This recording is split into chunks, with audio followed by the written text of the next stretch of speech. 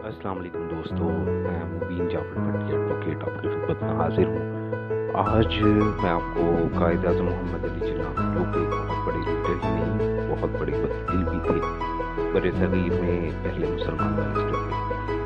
दोस्तों, उनकी ज़िंदगी में बेशुमार ऐसे वाक़यात हैं जो शायद आपने कभी ना सुन रखे हों। उनमें से मैं एक वाक़या आप लोगों के साथ शेयर करना चाहता हूँ। कायद-ए-आज़म मोहम्मद अली जिन्ना एक जलसे से खिताब कर रहे थे, तो उनसे एक हिंदू नौजवान ने खड़े होकर पूछा कि आप अपनी ज़िद में पाकिस्तान बना रहे हैं, पाकिस्तान की कोई ज़रूरत नहीं।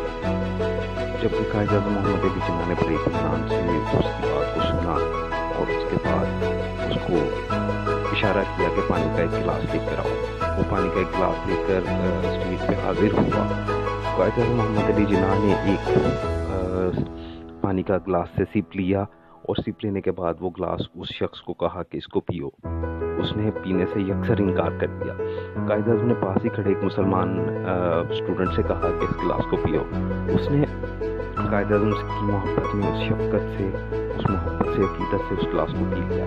तो कायद-ए-आज़म ने उसका जवाब दिया उसी वक़्त बिलफ़ौर कि देखा, मैंने साबित कर दिया है कि पाकिस्तान क्यों नागज़ीर है, कि दोनों कौमें एक दूसरे के गिलास में अगर पानी नहीं पी सकती हैं तो फिर वो एक साथ इकट्ठी कैसे रह सकती हैं।